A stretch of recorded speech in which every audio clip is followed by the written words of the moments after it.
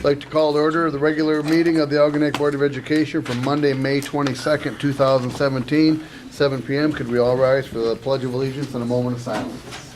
Pledge allegiance to the flag of the United States of America, to the republic for which it stands, one nation, under God, indivisible, with liberty and justice for all.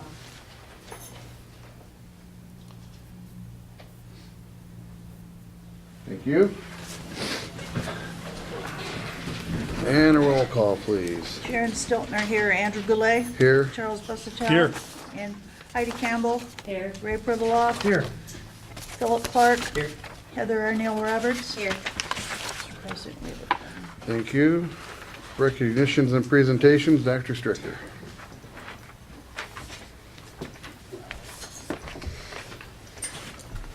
Thank you for coming this evening. Sorry about the delay. We had a presentation for food service, and the food was really good, so I don't know if that was a part of the delay, but we did get some questions answered, so I appreciate the patience. I have a couple recognitions this evening. The first one, and this will be my last recognition under my leadership for 3 years here. And I've always, recognitions are very important to me at a board meeting. Number one, they set the tone. And it reminds us all, community that are attending the meetings, administrators and teachers, and the Board of Education, of why we're in the business. And we're in the business for students, and there's great things happening. And there's also with our staff. We have staff that work very hard, and we want to take time to recognize those people.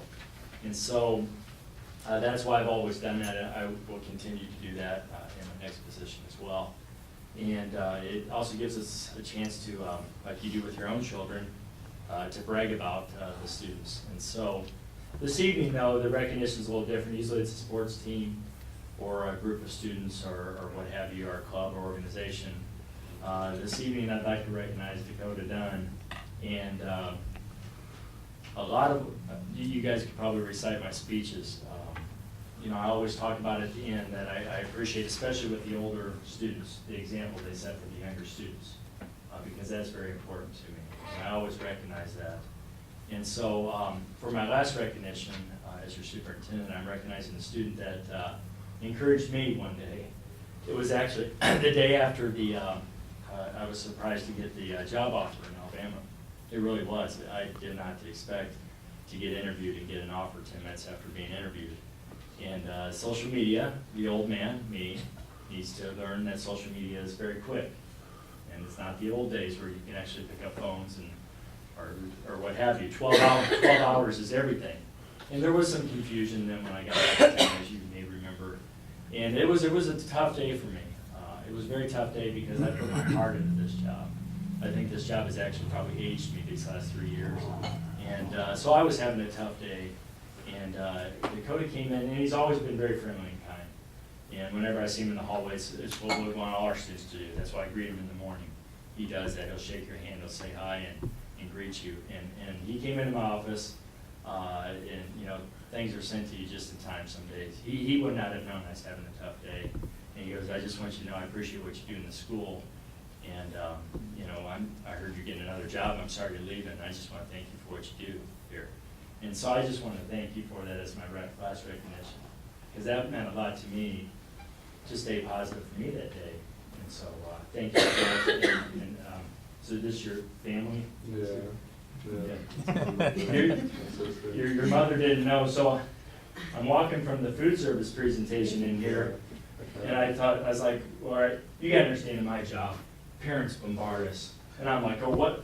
You didn't seem happy, so you were approaching me, and I'm like, oh my gosh, what is this? What are we gonna hear during open? We have a time where it's open, and I'm like, oh, what went wrong? And so I didn't know quite how to take that, but it was a lack of communication. Yeah.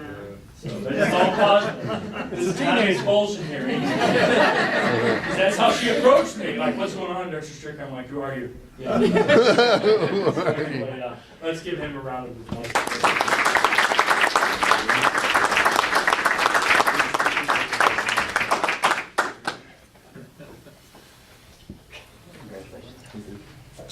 Congratulations. Good job. Congratulations, Dakota. Good job.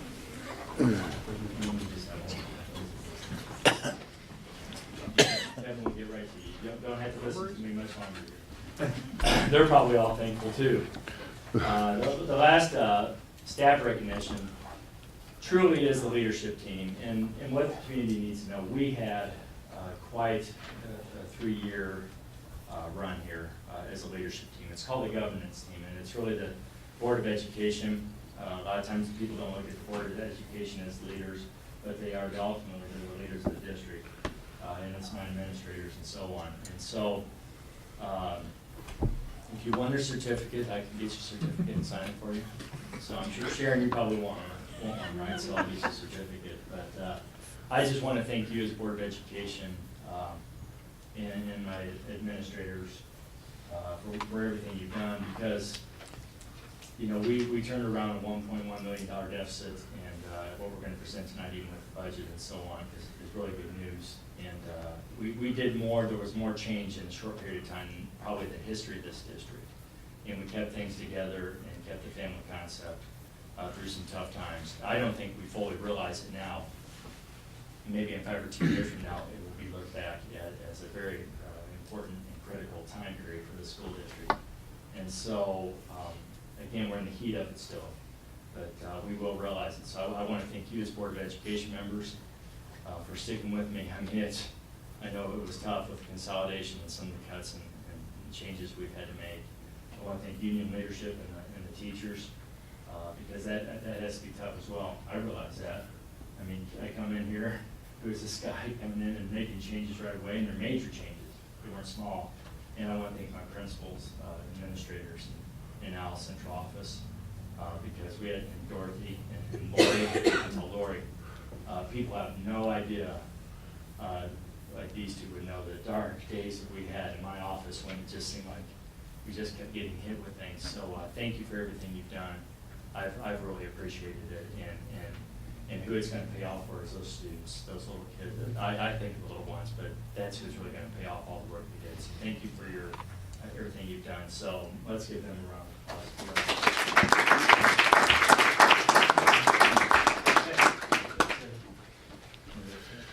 We have a presentation from the RISA about their budget that was presented to us, and Kevin Miller, the superintendent of the RISA, is here to help us understand all that. Hi. Good evening. And I know you want to get in here, and you have another meeting right behind ours. It's probably going on at the same time up at East China. So Yeah, East China started it. They're going to put me later on the agenda so that I can meet with both boards tonight. But I just thought it would be a nice thing. I started April 1 as superintendent, as most of you know, and I thought it'd be a nice gesture to personally deliver the message of our budget this year to all 7 boards. And so you're my 6th, and the 7th and final one will be following this when I go to East China and their board meeting too. I'm just going to spend just a couple of minutes giving you bullet points, and I'll be happy to entertain any questions that you have either. So the 3 RISA budgets, and I think you all got copies of the 3 budgets that we sent to you about 3 weeks ago. The 3 budgets are special ed, vocational ed, or our CTE budget, and our general fund budget, and they reflect no percentage increases for the 17-18 school year. The only increases are if somebody elevates a position that brings with it a higher salary. So I wanted to make that clear right up front. We also cut in the last 13 months about nearly $500,000 in administrative costs. Part of that is when I took the superintendent job on April 1, we're not replacing my administrative position. I'm taking many of the duties that I had as an administrator at RISA to the superintendent seat with me, knowing that I was going to be in this position on April 1 of this year. My administrative assistant retired last July 1, and so we did not replace her position as well. And then we've had 2 middle-level IT administrator leave in the last 12 months, and we've not replaced either of those 2 positions as well. So that adds up to about $492,000 in total administrative savings over the last year as well.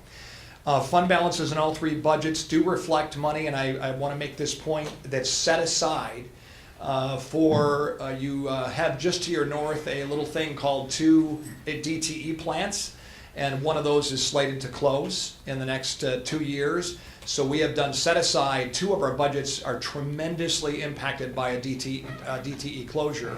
I don't know if you know that they're the single largest taxpayer by about a 4-to-1 long shot in our county. So the closure of the DTE plant in East China Township would actually be $500,000 per year hit to our special ed budget, and about a $240,000 hit to our vocational or CTE budget. So those two budgets we have done set-asides, and those are included in the fund balances that you see.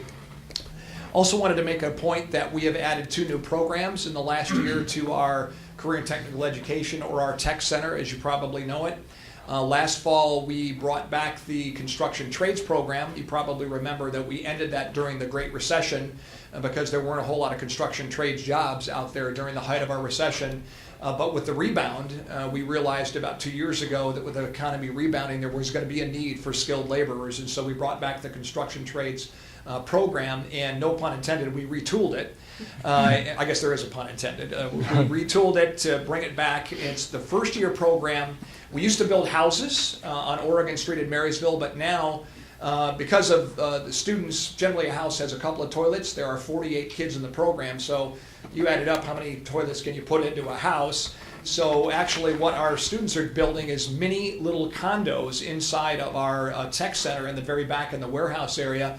So we have 24 little 1-bedroom mini condos that are being built back there, and they're just about done. So each student has actually done all the plumbing, including running water and running toilet and shower. They have done masonry. They have done all the woodwork. They have done stairs. They have done roofing and siding. They have done electrical. So all of that is incorporated in the first year program, and the second year then is in the field with a they have a choice then of what they do after they graduate out of year 1, and so they will be all field-based. And many of our programs we've trended toward doing that, including the health occupations, the field-based in year 2. And you probably also read that we've added computer programming or coding class for the fall, and that is already full and overflowing, and we have a waiting list already for that program in the fall. So we're excited to bring that program on board in the fall as well. We are projecting just a slight deficit in our general fund and voc ed budgets because of the addition next year, but the good news is that we have our final bond payment from '03. We had a 15-year bond, which would be paid off in 18, so we have a May payment this month and a May payment next year, and then that bond from '03 will be retired and completely paid off. So we know that that will mean about $200,000 more to the budget, and so we'll be in the black once that happens. So we're not too terrified of running a budget this year, this next year, and into the following year. John, I gave you a sheet, so if you wanted to pass those out to the board. I've learned in presentations, this is from my old teaching days, you don't hand a handout until you're ready for them to read it. Otherwise, right, John? That's I've learned that as well. We've learned it. Yeah, little trick there. Yeah. But this is just a 2-page document. These are the 2 largest parts of our budget. Page 1 is our special ed services. Now I want to point out, you see at the bottom there, it's $2.3 million in services. This is all locals based. In other words, these people are housed out in the locals serving our local school districts. And this really doesn't include Port Huron, because Port Huron has many of these people in there because of their size. They employ many of their own people in their district. So about $2 million of this $2.3 million is servicing the other 6 school districts. So I wanted to make that point. And in page 2, you'll see the other largest part of our general fund, which is IT services.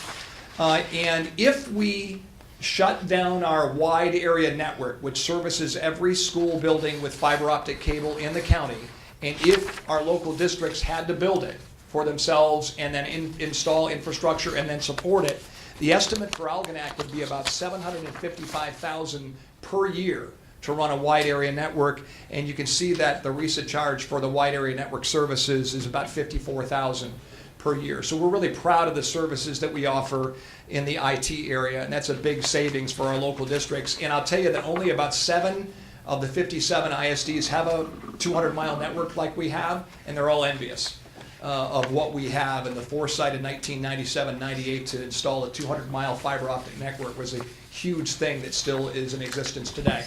Now that network is 20 years old, so we are looking to actually use our network to build some revenue so that we can offset the expense of rebuilding the network in the next 5 to 10 years. But my vow to you is I hope to keep that cost away from the locals and entirely bear that either with revenue offsetting that expense or just take it on from a RESA perspective so that we don't have to increase costs for our locals. And the final figure, I hand wrote it there at the bottom, and I forgot to put it on the special ed page. You see a thing called PA $18. Those are what we call, and Dorothy could tell you a lot more about Public Act 18, but those are special ed dollars that we actually, and there are about 3/4 of the ISDs in the state do not give any Public Act dollars. And when I was superintendent at Croswell Lexington Schools, I got this much from our ISD and Public Act dollars. So we're happy to give the Algonac school districts every year about $246,000 in PA 18. And actually, I would like to increase that both next year and the following year with additional Public Act 18 dollars. With that, those are the major bullet points. I'm happy to entertain any questions or comments that the board has as a whole. The fiber app, the wide area network, it's 20 years old. I remember when it was designed, when Joe Kamey was doing that it was designed to, with a lot of extra capacity to do exactly what you're speaking of. So is there more upgrading necessary to enhance that? I'm sure technology's come a long way since then, but the fiber optic was put in with a whole bunch more strands than what we were ever going to use on the whole 200 miles worth. That's exactly what we're talking about. We can, by law, we can lease or use 25% of what we call our dark fiber, or the fiber that's not being currently used by our school districts. So there are some areas that are down to about 6 strands of fiber that are dark. We have other areas with as many as 15 or 16 strands of fiber that are unused. So we can, and when I say 25% though, the fiber has changed. So if you think of a fiber optic cable as a series of glass cables inside that cable, actually each one of those fiber strands now you can break out into a myriad of lights. And so each one of those lights actually carries its own wavelength and its own communication. So really, we're almost talking about infinity on strands of fiber. But as we replace the network section by section, and we'll do our oldest or the ones in most need of repair first, mile by mile, we will actually install probably 4 times the amount of fiber because it's pennies on the dollar to install a fiber optic cable that has 200 fibers rather than, say, 24 or 32, which we would have installed originally. But that's a great question, Mr. Yeah, I remember getting it built in the whole first place. I was living in the city of Algonac at the time, and Joe Kamey took Dennis Geiser and I to an Algonac City Council meeting because he wanted a school board member from that lived in that municipality and the superintendent from that district, because all the municipalities in the county, every township, every city, every village had to give permission to let us hang the cables, the cables all over everywhere. Yeah, that was. Yeah. Yeah. And one of the things I'll also mention, since I'm here in Algonac, is we are, I'm on a broadband cable committee through the Metropolitan Planning Commission in our county, and we've had a couple of parents from Cotterville Township who actually presented to the Metropolitan Planning Commission, and unfortunately they don't have cable, they don't have good cell phone service, they don't have much of anything out there. Our fiber surrounds their network, or their neighborhood actually, in all kind of a U shape. So we're actually working with a vendor that hopefully down the road here will be able to get internet service to their homes. Oh, wow. So that's one of the things that I'm really, that's about our students and our families and our school districts as well. So that's one of our goals as well. You guys built your own network as opposed We to did. like an AT&T service or Yes. something like that? Yep. And is that why the cost differential? Yes. The 54 versus? Yep. 7? Exactly, and the switches and the infrastructure that we also provide firewall content filter, which is our content filter that we're currently replacing is almost $300,000 to replace that content filter, and that has to be done about every 5 years. So there's a lot of infrastructure costs to running a wide area network. So yeah, we take on all that. We have a tremendous IT department. Very proud of that department.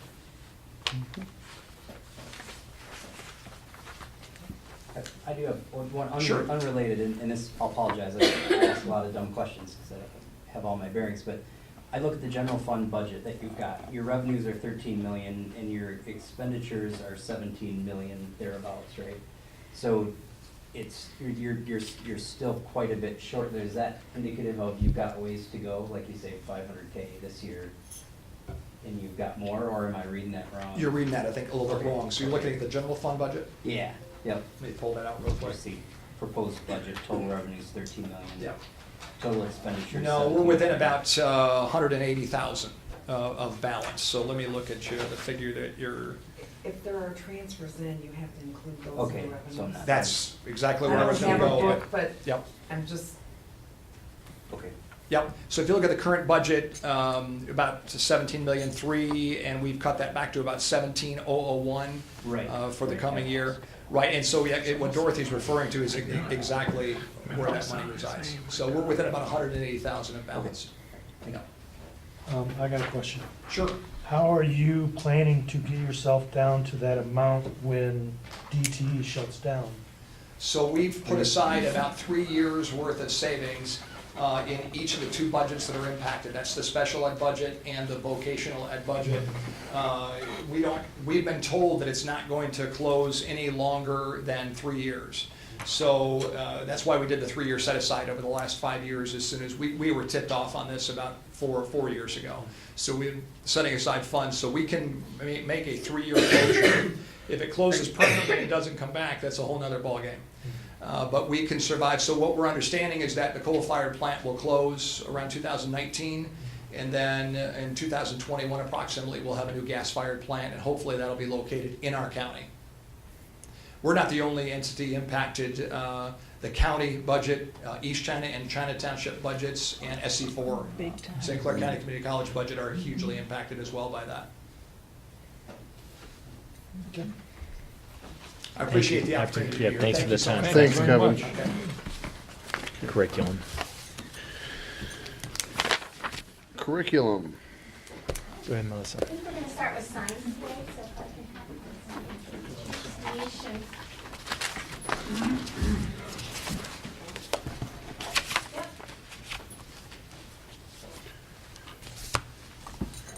Okay, we got it all up there. There we go. Thank you. All right, and there's a handout coming around. The handout has the slides attached as well as a breakdown Thank you. of the budget in more detail and where the numbers are coming from on the slides. So first of all, I'd like to say thank you for the opportunity to present tonight. I know the junior, senior high school science department has worked very hard on looking at the standards and trying to figure out what is best for this. This presentation is a little bit different than other curriculum presentations, as they recently, the state of Michigan has adopted new science standards based off of the NGSS, Next Generation Science Standards. They've adopted those standards and they are going to begin testing them, but there is not any curriculum out there currently aligned to the standards. There's curriculum that says they're aligned to the standards, but when you listen to all the experts, they're saying it is not ready to purchase yet. And as curriculum is extremely expensive, we've listened to the state experts as well as our RESA experts to see what they're doing. Currently, RESA is coming into all of our buildings and teaching some new strategies and about the next generation science standards with our teachers. So we're going to walk through our thoughts here. On the committee was myself, Mr. Melrose, the science department, junior and senior high school teachers represented, parent, and of course the students at this level. So what we're really looking at is to create continuity for 712 science sequence. Right now, the science department at the secondary level has not had the opportunity to get resources for their classroom for ever. Good term. It's Very been- specific, very scientific. Yeah. It's been before the year 2000 when they've actually brought a committee. So as you can see, some of the stuff is in desperate need at this point. So we're looking at aligning resources to support the new course standards. Of course, creating common assessments in all of these classes. offer higher level analysis that correlates with the state assessments and the SAT, and integrating STEM practices throughout the curriculum, as we know that these are the fields that our students are going to graduate into and where most of the jobs are going to be for them. So looking at course sequence, and I will turn this over for them to talk to you, but I wanted, we're going to talk about Science 7th grade and Science 8 are just that, Science 7 and 8. 9th grade, we looked at the standards and we had to think about, we don't have just a physical science class at this point, but in the standards, it's not only just physical science anymore as well. So what we have is an environmental science class, and that's going to incorporate, and they can talk a lot about this, but that'll incorporate the physical science standards, some life science standards, as well as the earth and space science. So it's kind of a mix. And you can see, depending on students for the advanced range, you'll test into the next year's coursework. So 9th graders will have the opportunity to take environmental science or biology. 10th grade will then go to biology, chemistry, or they have the option for dual enrollment. 11th grade, you'll have chemistry, physics, anatomy, depending on what's being offered, as well as the IB coursework and forensics on certain years. And then 12th grade, again, all of those, as well as the IB coursework. So you must have 3 years of science classes for graduation. And we talked about offering the opportunity for more science classes by taking that advanced track. Anything you guys want to add to this? Because I know you did a lot of work with the standards and trying to move them around. Really, the only thing I want to add is that the next generation science standards are a completely different ballgame than anything we've ever seen before. Biology, chemistry, things don't stand alone. There's a lot of interconnectedness, and that's what we tried to do when we were designing our course sequence, is making sure that there's nothing out there that's left alone that's not going to be, thoroughly taught somewhere. And some things are going to be taught in more than one place. There's going to be stuff that students learn in environmental science, and then they go beyond that in maybe biology or in chemistry. So it's not as cookie cutter as it's been in the past. There's a lot of depth that goes into each class. So looking at the materials review, and I'll let you guys talk a little, because we looked at a lot of things, but.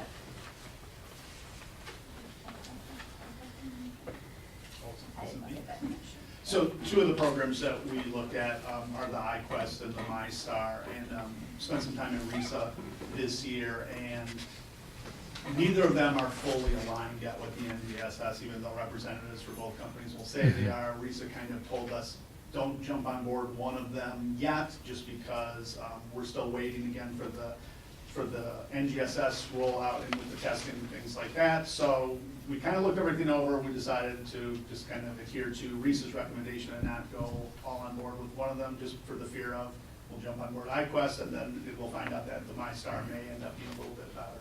These are the 2 that the RISA are currently spending a lot of time researching, and that they'll make a countywide recommendation for one of them. But we don't know which one yet that they're looking at moving towards and supporting from that.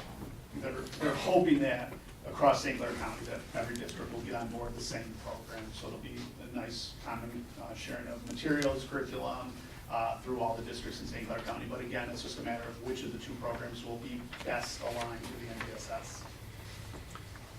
Can I ask a question? Well, excuse me, do you have any idea if they will come forward with that information in time for the next school year, or is that one of those we're going to be waiting a couple of years? Yeah, they're predicting 2 to 3 years out. If we thought it was next school year, we would have held off, but at this point, we can't hold off for 3 years and not do anything. Yeah. Okay. So that's what we are, now they are currently working with us on coming out and working with the teachers and changing some instructional strategies and things that we're doing here and just the way we're presenting materials and things that we're doing. So. As you know, the state of Michigan doesn't necessarily do things in the right order. Right. They just kind of Nicely threw on our put. plate. Very nicely put, yeah. Yes, Courtney. They just told us this year that our students are gonna be tested next year on the next gen standard that we really didn't even know what they were until this year. So we have students who have already started through our science program who are gonna be tested on a standard that we didn't even know about yet. So hopefully. At different grade levels. Yeah, at different grade levels than they've ever been tested before. So, we're just moving along and evolving with it. At the high school level, there's a lot of resources out there that are inexpensive or free. It's a matter of just having the time to find them. And so when we were looking at resources for the high school, BioZone is a resource we've actually used for IB for several years.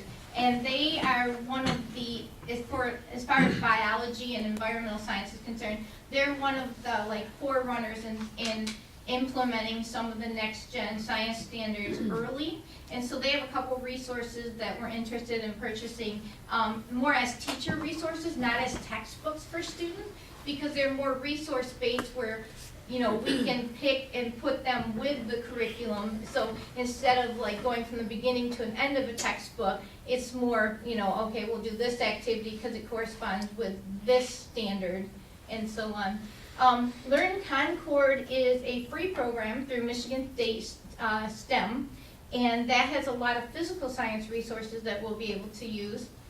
We did look at the FOSS modules, but those were more they're very expensive, and it was a lot of consumables that you had to purchase from year to year, and it was more geared at K through 8. And then the HHMI Biointeractive is a free source through Howard Hughes Medical Institute, and there's a lot of biology material that is being aligned to next gen science standards that we plan on using from there. But for the most part, most of those resources we're going to have to look at and try out and see if they work, because no one's ever used them before. How is that going to affect this lagging behind? Well, how will it affect our grading or for the students that are coming up scores. that have to take the tests then? It's a really good question. Are they changing what grade level they're taking? Where are they going They're down? moving it from 4th to 7th to 5th and 8th. So, With the test. We were just at 5th and 8th too before. No, in the test, even though the recent people haven't seen the test yet because it's not finished yet, so we don't really have a clue what it's going to be. None. We don't know what the students are going to be tested on to develop our curriculum. Exactly. Usually, ideally in education, you look at the assessment and then you develop your curriculum Exactly. towards the assessment. But the assessment's out in the sky somewhere. So we're trying to develop a curriculum based on, a document that they gave us. And so that's why you'll see some of our suggestions are not necessarily, buy this textbook, 100 of this textbook or 100 of that textbook at $100 a piece, because we just don't think that's financially responsible at this point. right, and we need to get more innovative with our teaching and get the kids more engaged in the science. So are we kind of keeping our fingers crossed that, Well, they say they're not releasing any state scores in science for the next 2 years, not even the districts. That's what they're currently saying. Right. So, I know. yeah, you know, I'd like to it's say not that good it's to, something different, but. Are we talking to other districts in the area? We are, Rather in than just fact, talking to RISA? no, we are. They're kind of in the same spot that we are. They're trying to figure out, because they need to move forward, but at this point, they can't as well. So they're currently going in and revamping what they're currently using and what they're currently doing as well. So a lot of curriculum teams are getting back together and saying, okay, what do we currently have in place? And how can we make this fit our new standards until we get something of a recommendation? So right now, our recommendation is the purchase of the BioZone support materials for courses in 9 through 12, and that's really the environmental science and the earth science piece. Earth science is huge in secondary, and we currently don't have any materials for earth science. So there's a lot of earth science standards that have come into play in 9-12, which we don't teach at this point. Subscription to Science World magazine in grades 7, 8, the purchase of used textbooks to complete class sets within current coursework, and then lab supplies and materials needed to enrich curriculum through hands-on activities to get the kids involved in those processes. The whole point of NGSS is to take it deeper, to put it into kids' hands, to really discover the phenomenon and the reason why, instead of memorizing facts, but instead being able to problem solve and get to the bottom.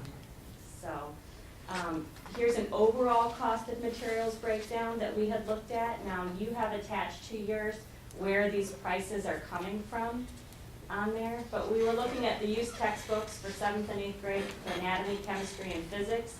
It's about $3,700 when we price out to make sure we have complete sets, and those are really resources for our teachers and our students to be able to have. The BioZone books and supplemental materials for earth and space science, biology, and environmental science. So that's not just the BioZone books, that's the actual presentation materials for the students, the interactive piece for the smart board. Science World magazine, chemicals for chemistry, as we are down to a bare minimum according to Mr. Sims. He is struggling. And then we have in there a budget for consumables, and that's really things to do the experiment with that the kids need, because there's currently not a budget for that. So things for any type of experiments that you only are going to use once. It could be anywhere from straws to paper cups to Toilet paper, anything. To beef up our lab supplies, we did about 400, and there's a list of things in there I know that they had put down that they're looking to replace. And then, of course, this is about $9,500, and that's before shipping costs. And this is coming to you as an information item. What's the life cycle of the used books versus buying new and the cost difference? Well, used books, it depends on the books and the text. So you can get them anywhere from, $15 to $50, and a new book is anywhere from $100 to $170. And to buy brand new books right now that aren't aligned, that we're probably going to change in 2 to 3 years, K-12, we just. Right. But we do need complete class sets, and that's part of the problem. We have 10 physics books, so you can't even, there might be something really great in that book that we need a chapter or 2 chapters out of, and we can't get it for the whole class. They're trying to photocopy. It's just not. So what does this do? Does it give us the? This will give us complete class Complete, sets, okay. yes. And it'll give us class sets for, I believe, like some sections are even 2 class sets, depending on how many, like physics, there's only usually 1 class of physics. But chemistry, there's multiple classes, so it's more than 1 class set of books. So how far behind are these books? If we purchase them new versus used?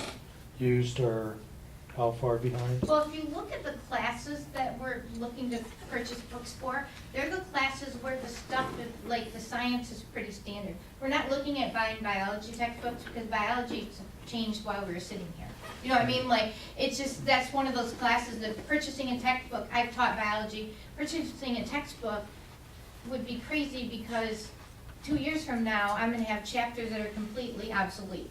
But for chemistry and physics, there's laws and, things that So the basics. Yeah, they're basics that haven't, very little of it has changed in the past 20 years. So if you have a book that's 5 years old or 10 years old, it's not a problem. It's not, it's not going to affect. It's more of a resource for the students.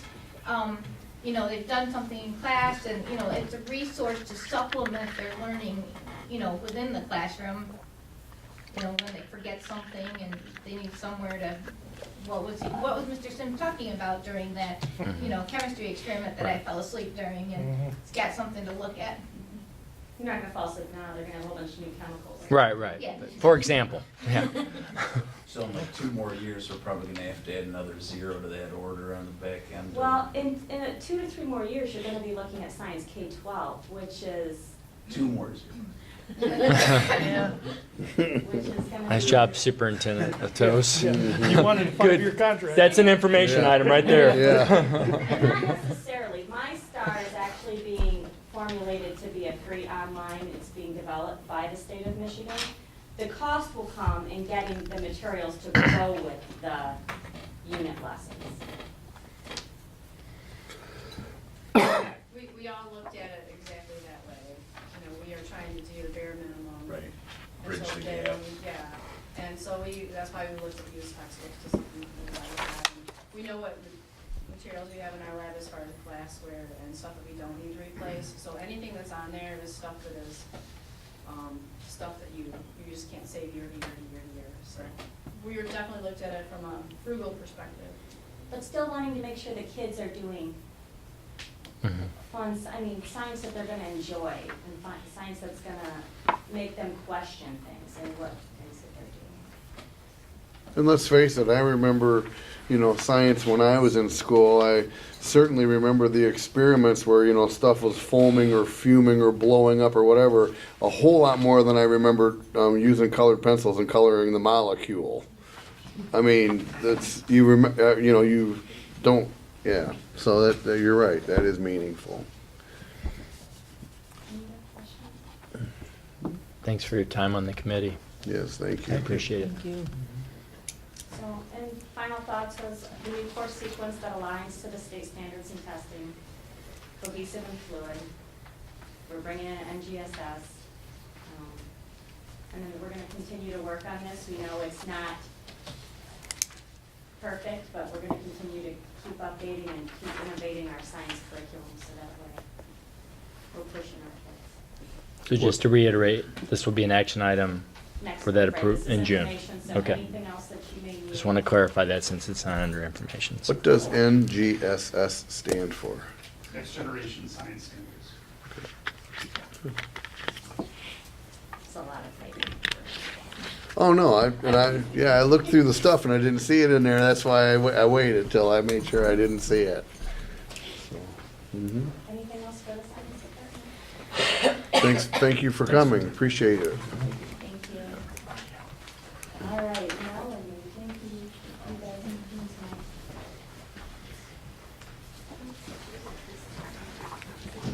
Yes, that goes with the ELA. Again, we are passing around the PowerPoint as well as the detailed materials that will go into the cost analysis. And then the second handout that you're getting for this are the students' reviews. So we asked the students to take a look at the curriculum and get their pros, their cons, and then their overall feeling. And, it's amazing the perception that the students have and the feedback that we get. So, again, on the junior, senior high school ELA curriculum, myself, Mr. Melrose, the entire ELA team, this was a very dedicated team. The first 3 members came and we met the first time and we had great discussion and we got a lot through and they said, you know what, we really need everybody on board. We need to make sure that what we're doing is gonna be fluid, 7/12. There's not gonna be anybody hanging out there being the one refusing, that we want everybody involved. So the entire ELA committee got on board, was involved, and all active participants. They were really great meetings. And then we involved the junior, senior high school students to ask them their opinions and their feelings on what we were looking at. So similar rationale, again, the continuity from 7 to 12, provide teachers with necessary resources, align the resources to support the course curriculum. We want to provide a variety of texts that cover relevant topics that are informational and global. That's really important that we look at what books we're using, what resources we're using for these kids, because you want a mix of classics, you want a mix of contemporary, you want a mix of just informational reading for these kids that are going to affect them, and writing. Common assessments among all courses, and of course the higher level analysis that correlates with the state assessments.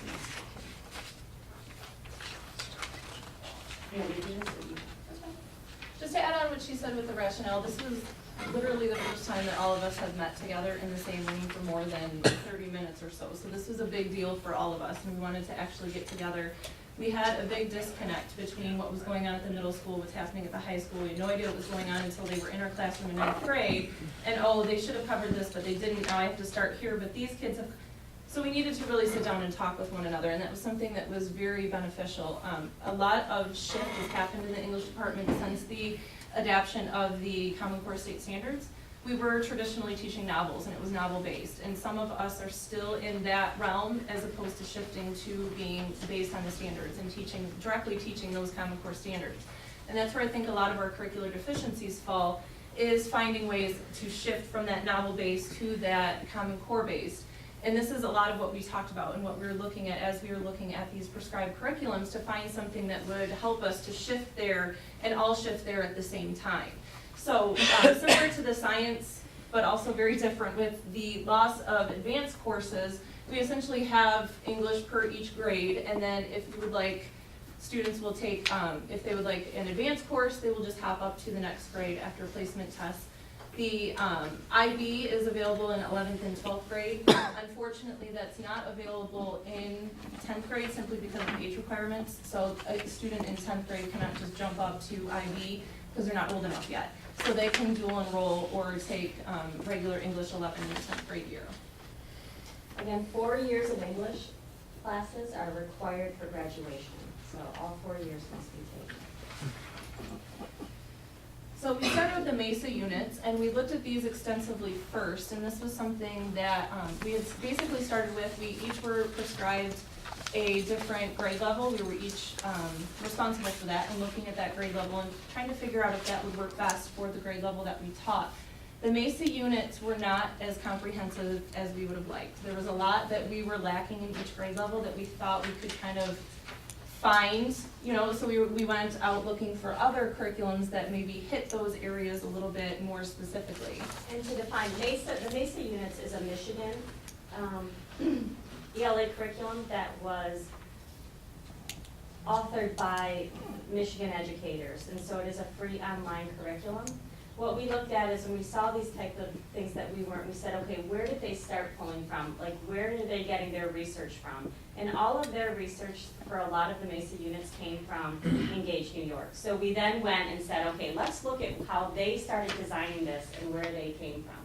Yeah, and Engage New York is also a free curriculum. It just costs for the materials that we would use. So as we went through Engage New York, all of us were in agreement that this was something that we could implement in our classroom, which has never happened in the history of English teachers anywhere. So we all agreed that this was something that we could work with. As you can see from some of the student samples, specifically what you have are some IB samples. They said that it lacked a little bit of SAT practice, but that's not something that we're unfamiliar with, so we can supplement a little bit with that.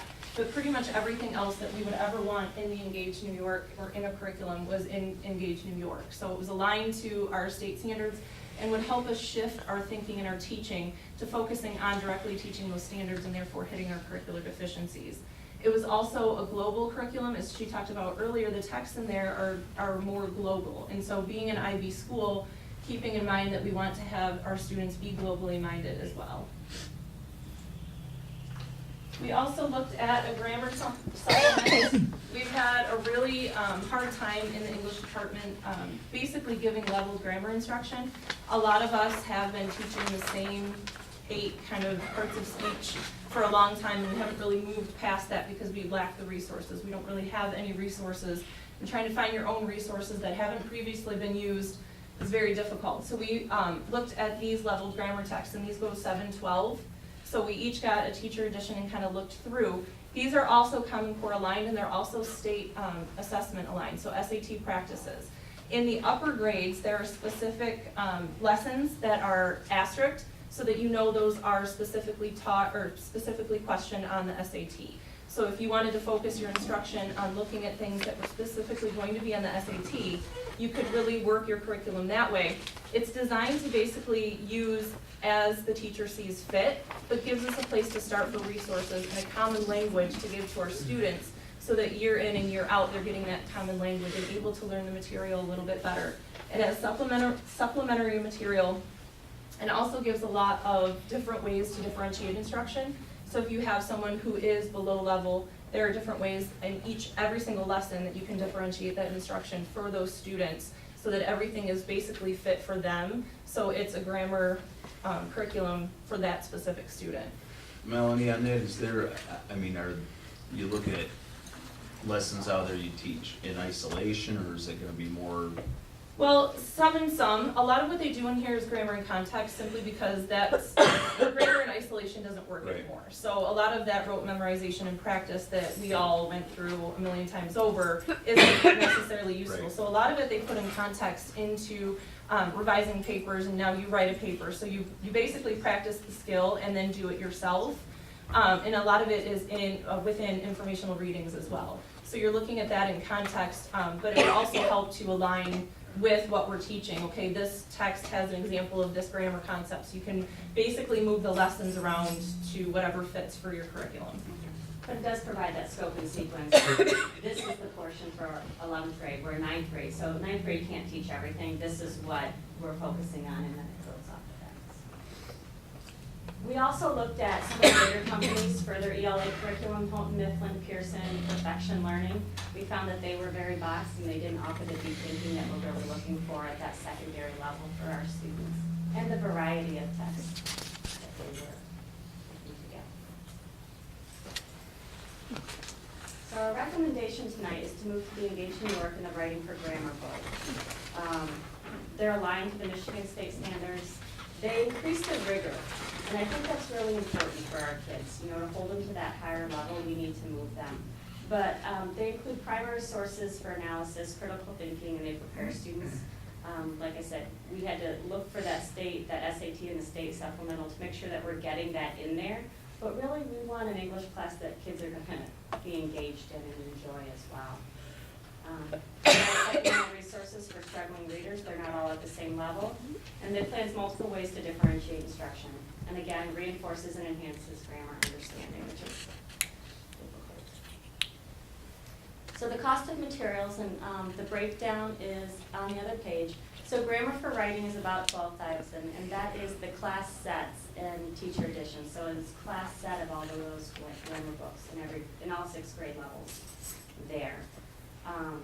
And then the second part here is the student material for the entire Engage New York curriculum, grades 7-12.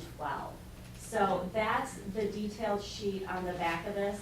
As you can see, some of those books, we have to order 140 copies of those different books because, of course, kids are going to be reading them, and we want to make sure that they all have one. This isn't, hey, check one out. If you're expecting them to do this deep analysis, they have to have a book in their hand. So we've detailed it down by 7th, 8th, 9th, 10th. Now, some of those you'll see only 1 copy or 3 copies. That's because those books, the teachers are actually pulling out excerpts. They're using portions of the book, but it's not necessary for every student to have one in their hand. It all goes with the lessons that they provide. With our technology, it's easy for those excerpts just to put something up on the smart board real quick so that kids can look at it that way, as opposed to wasting the funds on doing specific text for everyone simply for a chapter excerpt. It really goes through, and we went through every single grade level and put every single resource that Engage New York offered on here so that we could really move towards teaching the curriculum as a whole, so that we are really moving towards having curriculum with continuity and teaching those Common Core state standards across the board and getting that common language. And again, these materials hit on a lot of our curricular deficiencies, and what they're being asked to do with these materials will really hit on and help some of those areas that we've been deficient in at least the last 6 years that I've been here, with making inferences and finding information to support your own ideas and things of that nature are utilized in this curriculum with these materials so that they can really get a full picture and really dive deep into those standards. Melanie, the purchase on these resources too, it looks like, I mean, I'm seeing grammar, I'm seeing reading, I'm assuming writing's embedded within the Mason units. Yes. Yeah, it's in the Engage New York. The writing is right in there, and there are different lessons and sometimes assessments that go right in with the writing. So it's all integrated. Yeah, it's all together in a cohesive unit with a set of questions and.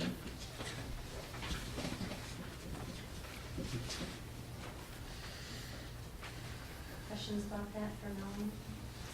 I got one question. The 26,000, how does that break down per student? I know you're not gonna have it. I can get you that answer. I mean, how many students are currently at the high school? It's almost 800. So, and they'll all be in an English class, 9 through 12, so. You'll see Mrs. Pelkey's got her phone out, she's gonna do it for me right now. And what's the life cycle? How long would you expect these materials to last? I would, well, when was the last, I mean, so I think it varies on the different materials. So when you're talking about like To Kill a Mockingbird, we bought 140 copies of that. So I don't know that you'll ever have to buy all 140 again, but you know, each year will there be wear and tear? Sure, but 10 paperback books are gonna be a lot cheaper to replace, you know, as you start keeping up on these materials. Mhm. So, you know, the teacher copies and things, I don't know that we'll have to replace for, And depending on the type of text that we get, some are permabound, so they're hardcover that literally never fall apart. Mhm. And a lot of the paperbacks, individual teachers check those out to the kids, so as soon as they're returned, if they're not in the same condition, then we charge them a fine to replace the book, right then and there. So we're just looking at costs for normal wear and tear over, I mean, we've had some of the books that we're still currently using for decades, so they're still going strong, so it's just all in how the students treat it, and then if the teachers get that money back for those ruined materials.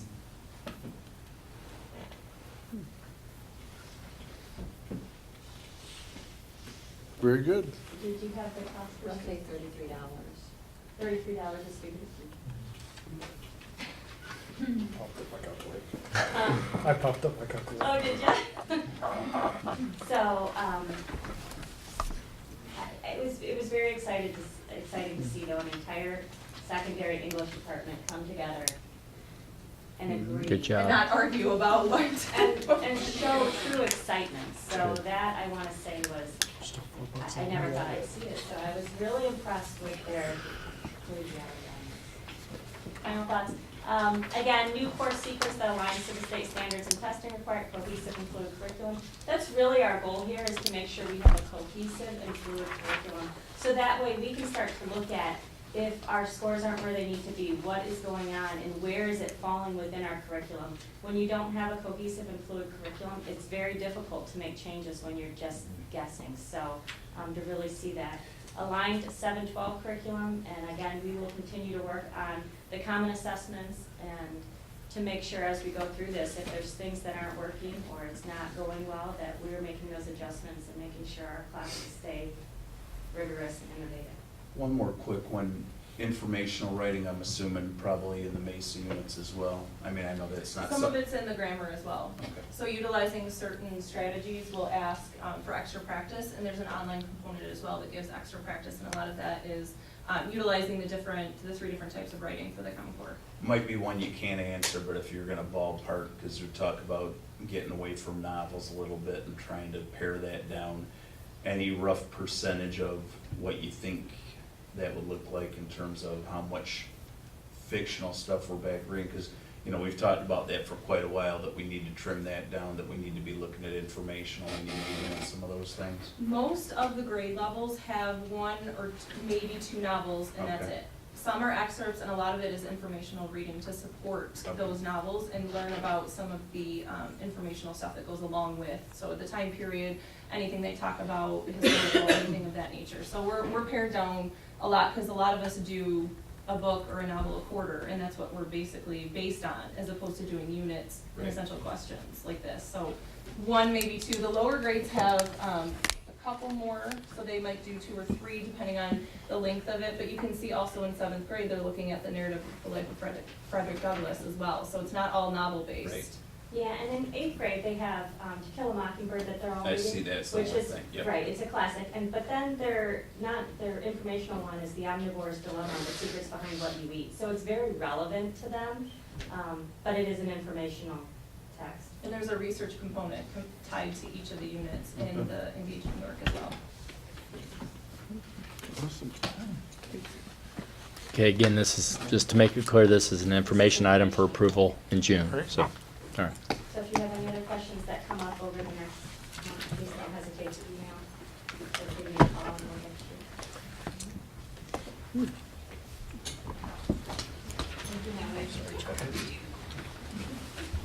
I promised I'd make a slide out before you.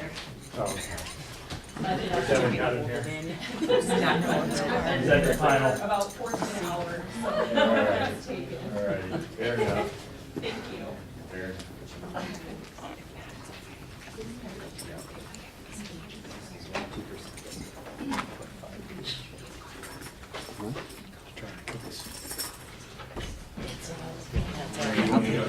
No, I don't.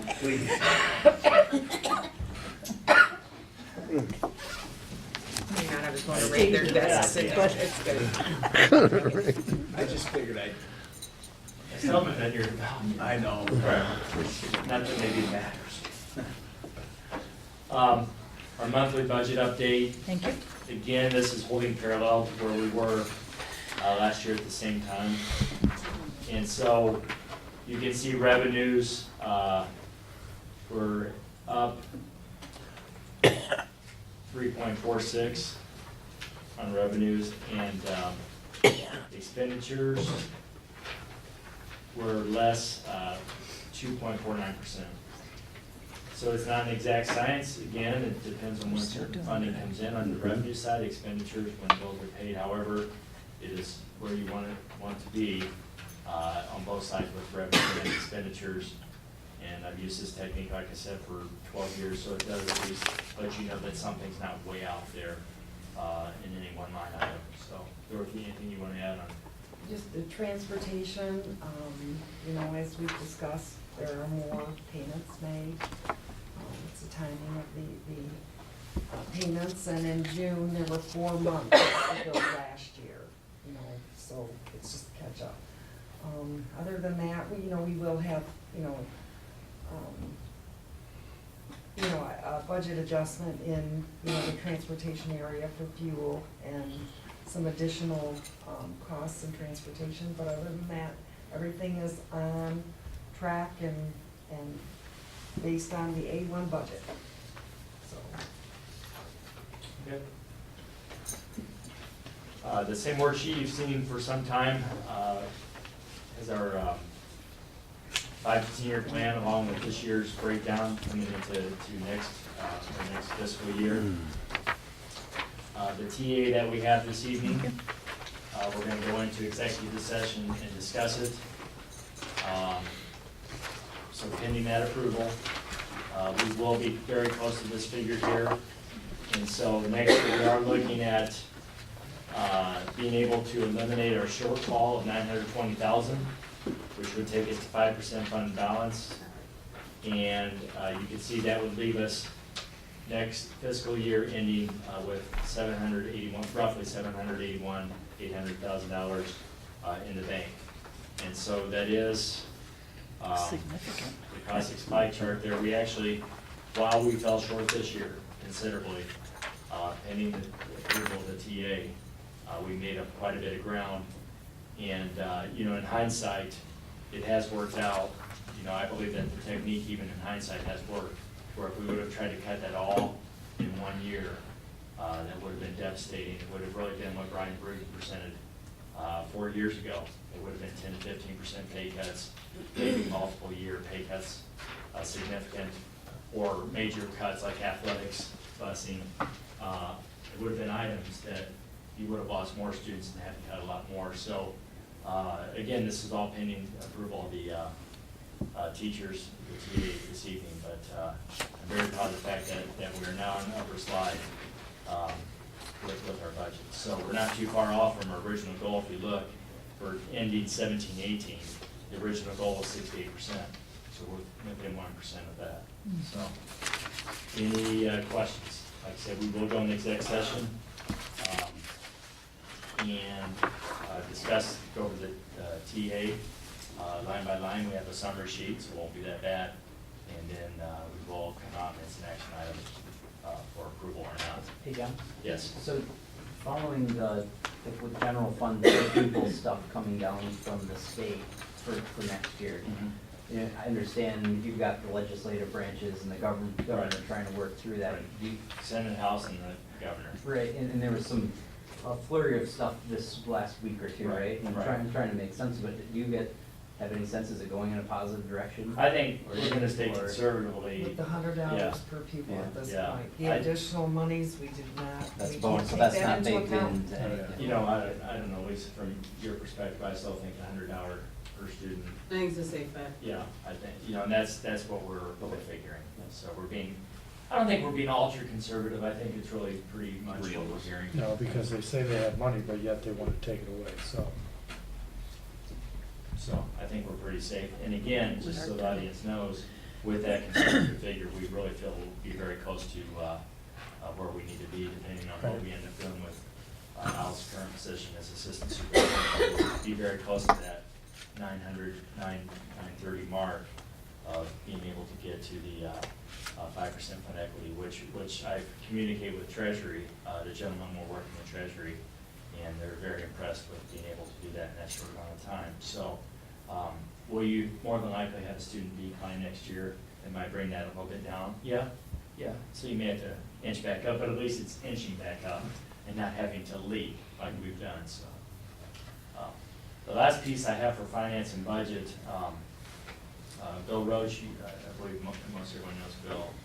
There is one more refinancing option that we have that will save our taxpayers money. Whether you want to, and Bill's just gonna give a brief synopsis of how much we could possibly save our taxpayers. I wanted to wait till after the election, because if we would have passed the sinking fund, that would have come into play, and Bill can even explain that briefly, of being able to refinance what we owe. But this is one last piece I have, at least in my tenure, of yet another savings possibly that we have. So this is not coming to you by any means as an action item, but for consideration for either June or July. So, I got one question. yeah, I'm sorry. Does this mean we've got a plus 30 for kindergarten this year? From what I'm seeing here? It says 110 graduating, 145, 30 students, or is that reversed? More than 10 that. are coming in, Well, I'll give you actual 45 numbers. are graduating. What's our kindergarten numbers right now, This year, for next year? for next year, we're at about 83 at this point. And that can fluctuate over the summer anywhere from And how many are, around 10 to 15. I mean, I would say we'll be under 100 though. how many are graduating? Brian? 121. So we're good, it's less. Graduating. But nonetheless, again, those adjustments will be a lot less than currently what we have. Those are the actual numbers though, Ray. You just did, that's where we stand in kindergarten and graduation. Okay. So, It says 30 students, but that's the same plus or minus. It's minus. okay, Bill. Good evening. Many of you may remember that we've worked on a number of bond refinancings for the district over the last couple of years. Last year, we were going to refinance the 2008 and 2009 bond transaction. When we finally got into the market, it was decided to hold off on the 2009 bond issue, but it really wasn't at that time providing the amount of savings that we wanted to achieve for the district. Interest rates have gone up a little bit since last year. But as we get closer to your date where you can call a prepaid bonds, which is May 1st, 2019, it helps your savings out. So you're in a position now where if we were to move ahead and refinance the 2009 bond issue, your savings are looking at about $555,000 over the life of the transaction. Present value savings a little bit less than $490,000. The present value savings, Treasury usually likes to see that in a minimum of a 3% range. So we're well in excess of the 3% present value range. So we wanted to make sure, we've sort of just been monitoring this over the last year and running various numbers as the markets moved up and down. But it has moved in your favor. Interest rates actually have been trending down over the last 2-3 months. So we wanted to make sure we brought this to the board to your attention. It is sufficient to move ahead. Your present value savings well in excess of 7% present value. It won't be a big reduction in the debt millage. It'll be about $40,000 a year as the annual reduction in your debt service, which will be less than 1/10 of a mil. But it is still a reduction for the taxpayers. And once again, none of these savings affect your general fund. This is a voted obligation, so the benefits go directly to the taxpayers by reducing the debt levy. And just as an informational piece, with the last two refinancings that you did complete, we were in excess of $2 million in total savings on those transactions. So if this one were to come in, you'd be about $2.5 million in total savings for the taxpayers by refinancing. And I think that needs echoed. I mean, that we are doing, and like Bill said, even though it's not as big a piece, it's still, when It's a I. savings. Yep, that's right. When I sit at my desk, do everything I can. And those savings are after you've paid all the cost of issuance. It's a net number. And we just wanted to bring this to the board's attention as an information item. So we can come in June or, Yeah, if you wanted to, we would have a bond resolution prepared for the June board meeting, and then we'd sort of just sit and monitor the market. If rates look, there's expectation the Federal Reserve may start selling off securities that they own and increase rates again. If they do, whether it's going to be the June meeting or September meeting, so that'll read into it as to when do we get in the market and actually lock in the savings.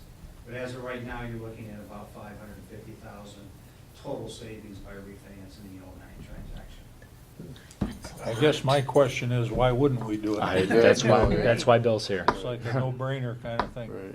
I could give you numerous reasons that I've been told by other districts, but I won't get into it. So- But yeah, there's really no downside. The only question is, when's the right time? Yeah, oh yeah. Yeah. Yeah, it's making the right, yeah, So Dorothy and I will get that It's prepared going for up. June. okay. Yeah. It's going up. It's not going to go down. Right now, Right, last yeah. July, Right. we were at 322 for the 30, or the bond buyer. I only have one more thing, And real we're at short. 370 right now. course. But that's come down from over 4% in January. So rates are trending back down. I personally don't think they're gonna get to that, where we were a year and a half ago in the 320 range. Big savings. Thank you very much. Thanks, Bill. Thanks for coming. Thanks for making the drive.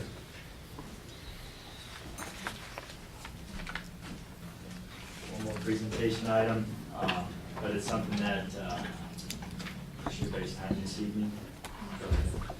But it's something that does need considered as we move forward, and that is from the special meeting that we had, it's been 2 weeks ago now in the media center regarding the technology and facility plan.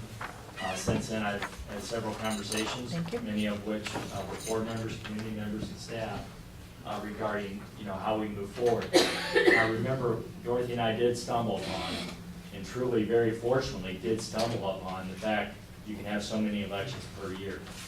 And even True Law, who specializes in that, had to look it up, because it is a new law, is my understanding, that you only have so many elections per year. And so that's what brings us to the table. We don't have to discuss it this evening, but it's something to think about, because I believe that you do need to, I'll still be superintendent, next month, we will need to have a discussion on this, because Crystal, if we were to go in November with the sinking fund, so in July, we would have to begin that process legally. So, I'm sorry I'm pushing you, right? And I'm not sorry that I am pushing you, but I need to keep pushing, because decisions will need to be made. And so basically, the decision would be, do you go, because I believe that I guess it's not final, still the Board of Ed decides, that you would go for the non-homestead renewal in November, because if that were to fail, you would certainly want May to go again for that, because that's roughly $3.6 million, correct? $3.6 million for the district. So of course, I say of course, in my assumption, you would not chance that. And so the question is, do you go for the non-homestead in November and the sinking fund? And my recommendation at this time, that this is a discussion we'll have next month, and take some more time, especially since this evening we've had quite a few presentations, but my recommendation at this time would be to focus on that non-homestead. Because that's the cake, as much as we like the icing, and the metaphor of cake and icing of the sinking fund, how important that is to us, that $3.6 million can be devastating. has it ever not been renewed? No, it never, it's So- always been renewed. So I don't want to cause panic. I Right. certainly people watching TV in the audience, I'm not saying there's a chance that it won't be renewed, but boy, I would make sure I over-communicated it and focused in on that. That's my recommendation at this time. Give it some thought this month, and next month, I don't think, but I know we need to discuss it as a group so we can move forward. So any questions regarding that? John, can you explain the non-homestead so the people at home understand? Yeah, and we'll go into a lot more detail, but the state of Michigan gives you a per pupil allotment. And they count on you to get a certain amount of it, so it's right around $7,500. Greg, what is ours this year? Our per pupil is $75.11. It's $7,511. And the state of Michigan counts on you getting a certain percentage of that $7,500 per pupil from local taxes. And non-homestead or second homes, businesses, and so on. It's not primary dwelling. And so basically it's a tax on the secondary homes, businesses, and so on, that the state of Michigan requires you to receive that money as part of your total allotment of $7,500 per student. Is there a better way to explain that? I mean, that's, Ray, that was in a No, I nutshell. just want to make sure that people understood that it's basically for vacation homes, rentals, Correct. businesses. It's Correct. not your primary residence. That is And it's a correct. renewal, That is correct. so it's already And- existing. And we'll over-communicate this, and we have all the handouts from last time I gave that to you. It's something that the state of Michigan counts on you receiving. So when the state of Michigan says, well, it's $7,500 per pupil, they're assuming that you're getting that amount of money from your non-homestead in your community. So that's key to communicate as well.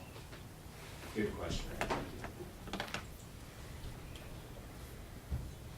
That's twice tonight, Ray, you've heard good questions. I try. You're gonna start to get cocky. Okay, Andy, that's all I have. Okay, I'll thank take you. care of it. I heard you get one. Consent agenda. Good job. I'll make a motion, Board of Education approves all consent agenda items, including agenda, minutes, personal items, treasurer's report, and bills as listed items A through C. Support? Been moved and supported. Any discussion?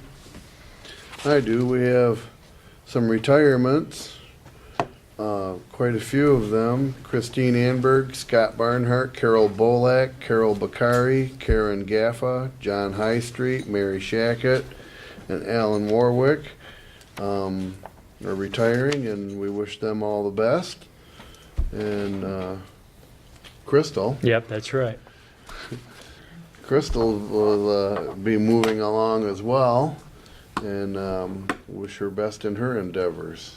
And the retirement get-together is? Can I say, May 31st, which is a Wednesday, at Windmill Yacht Club. We're having a retirement reception for all of them, and you're all invited, so please come. It'd be great, as many board members as can make it. I know you're busy, but 4 to 7.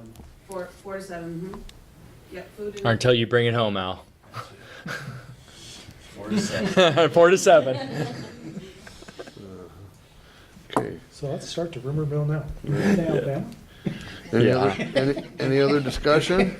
Hearing none, all those in favor, aye? Aye. Any opposed? That passes. Information items, renewal of the service agreement with RISA for payroll and benefits. Pretty This is standard. something we've been doing for the newbies. This is something we've been doing for quite a few years, rather than have in-house operation of these functions. RISA does it for other school districts in the county, and the cost has been pretty reasonable. They've only raised it once in all the years we've been doing it. They've only ever raised the price one time. And we had a board member last time this came up, have us, we did research and compared, and the cost was quite a bit more. And we actually, go ahead, Dorothy.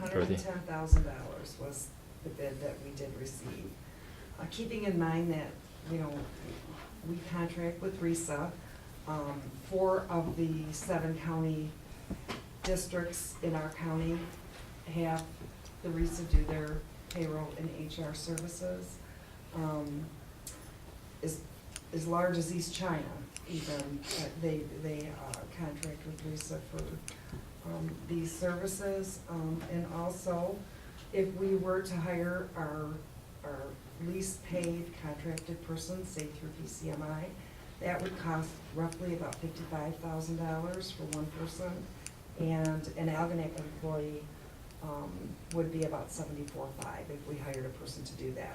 RISA is charging us $32,000, is going up from $31,000 to $32,000. So I just want the community to know that we did research that, it's not just a rubber stamp, so. Computer purchase? Is Evan?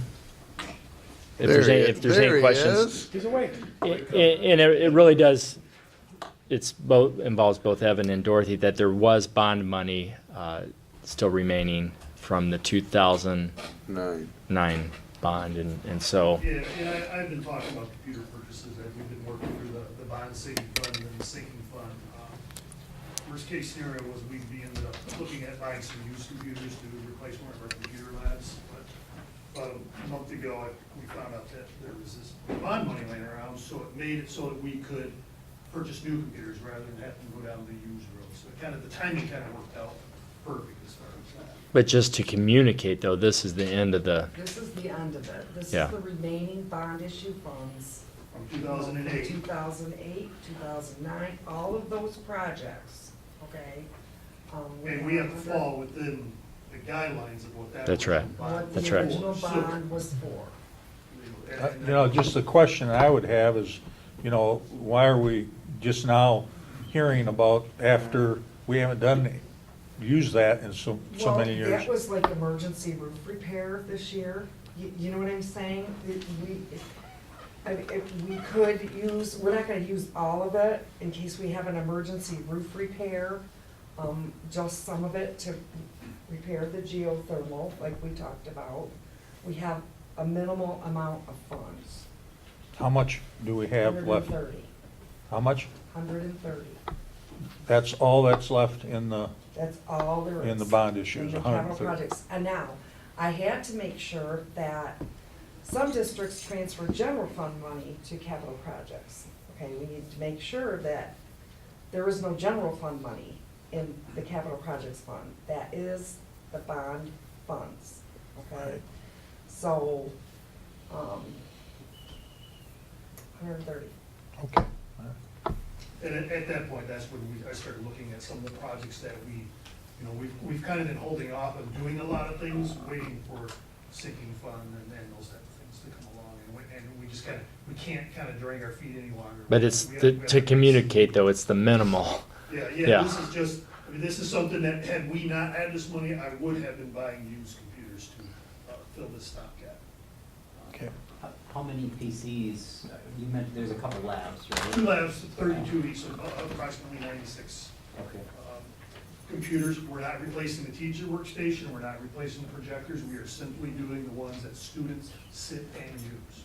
Do you buy them or lease them? We buy them. Have you considered leasing or?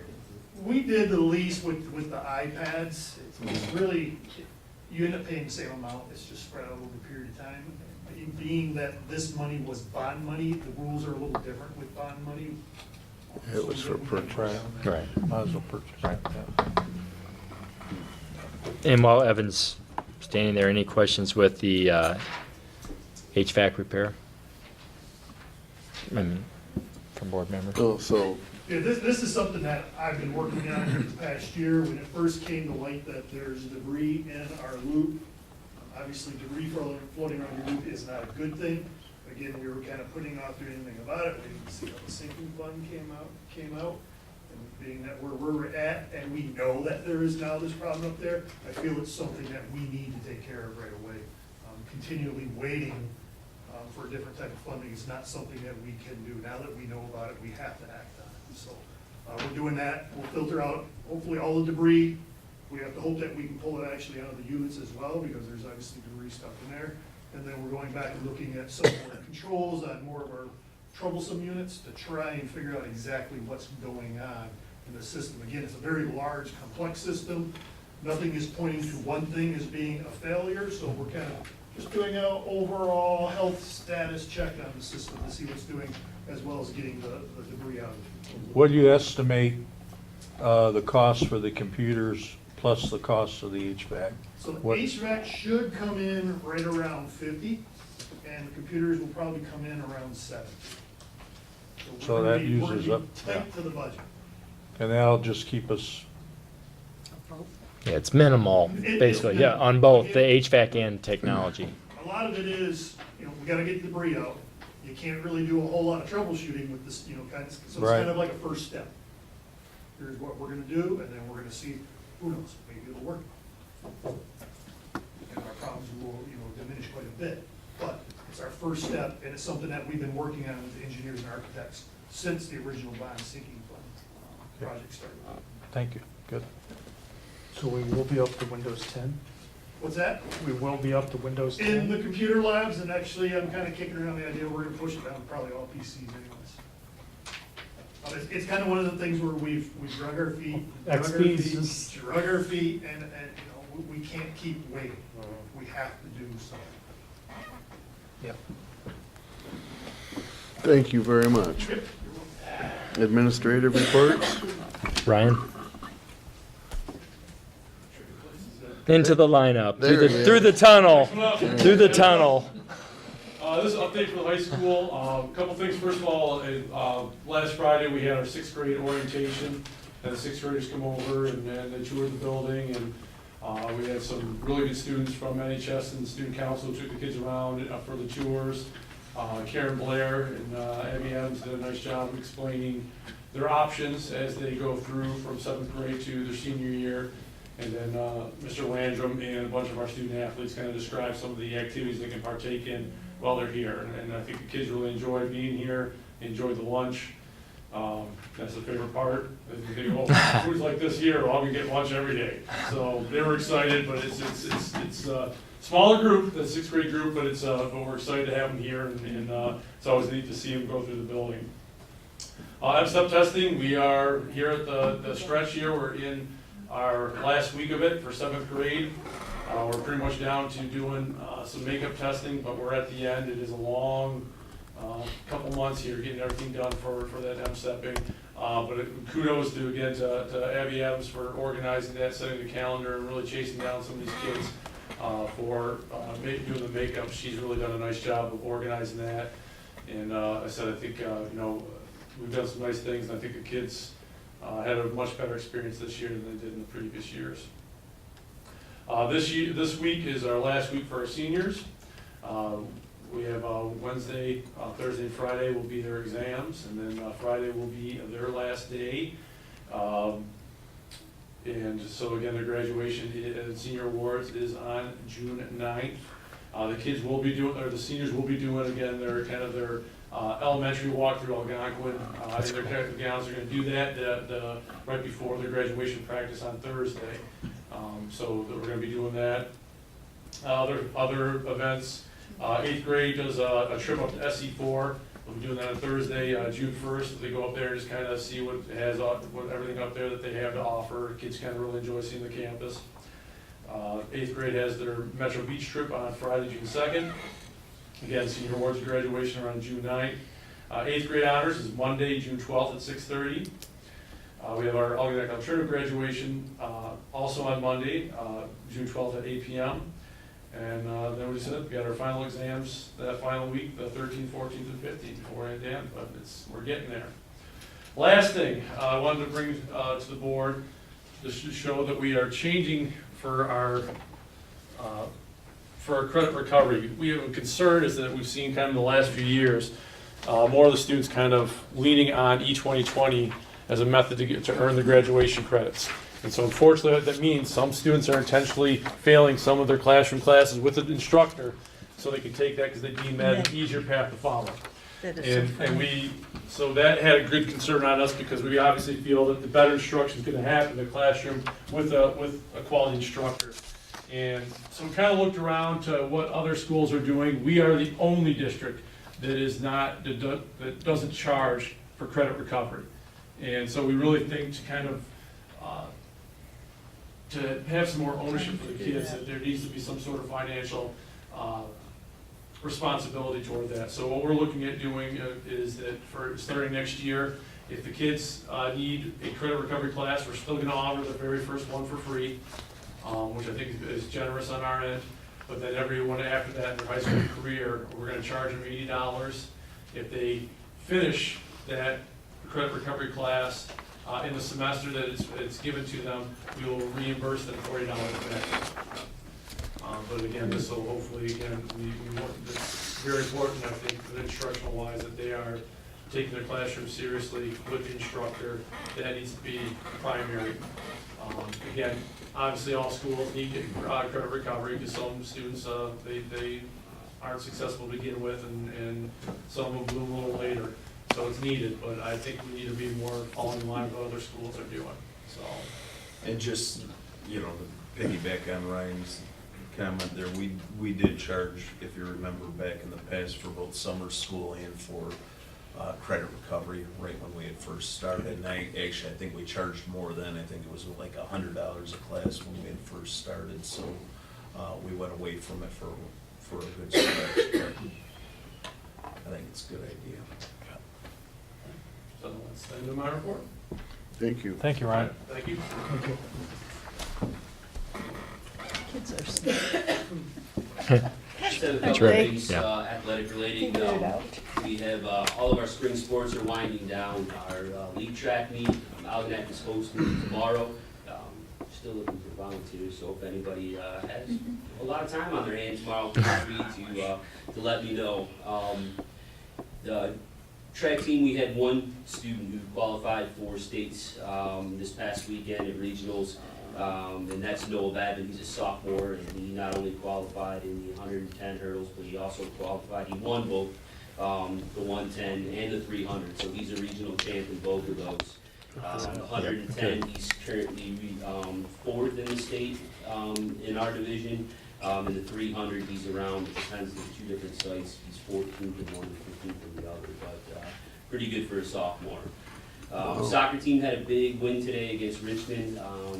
First time we beat them in over 5 years in girls soccer, 3-0, and that solidified at least the second place finish in the BWAC. That's awesome. They're young. Finish in a long time. With a little help this week, there's still an outside chance of us being the BWAC champs. That's awesome. We are hosting first round of the districts for the girls on the 31st, and then on Saturday, that Saturday, we will be playing St. Clair at Marine City for our baseball and softball districts as well. Is that public information? Yeah, I kept sending it to you guys. You got it. Yeah, I'm just wondering if I should say something about it here. All right, Algonquin's been pretty busy looking at the calendar. I can't even believe we have all these things going on. But last week we had a second and third grade music concert. They did a great job. Mrs. Mahala put together a fabulous show, and the third graders even moonlighted with their recorders, and so that was nice and cute. Walk for Summer readings going on right now. Millside also has the grant, so we have several students and parents who join us in the morning for about 20 minutes of walking. At the end, they'll be rewarded with several books that they can read throughout the summer. PTO sponsored the Muskrat Dash. It was a huge success. We had great weather. The kids really enjoyed it with the DJ. They all took turns walking around outside. And it really helped to pay for all the buses for all the field trips that they paid for us. So that was a really great event. We also had the end of our Reading Adventures program. The Title and At-Risk staff put together a reading program where people from our community volunteered every single week for students to just come and get quality reading time with an adult one-on-one. And it's been really, really great. The kids loved it. I think everybody who volunteered really loved it. And we're looking to expand that next year with even more volunteers. I think just for that program, we had around 30 volunteers that would come in every single week. So we're looking to expand that and hopefully get almost every student in on that program next year. Also, right now, we're doing books and grades where we have some high school students from SAD that come over in the mornings. And Mrs. Vistacen and Stephanie Ford and Mrs. Avers have put that together. The sign-up's full every single day. So the girls come in and they start reading their books, and the high school girls do their hair for them. And then they send them on. So they really don't miss hardly any class time, and the high school kids have been very reliable also, so that's been good. Our M-Step is officially over. We have 2 kids doing makeups that were absent last week, and we spent some time today at our staff meeting just kind of reviewing how it went, what we can change for next year, maybe just some different order in which we teach the curriculum to make sure we hit everything that's on the test. We have our Leader Day coming up June 6th, so you guys should all be getting an invitation for that coming up, and you're more than welcome to come in if you have time. So that will just highlight everything that we're doing for the the students are doing to be leaders in our school and what that program's brought to us.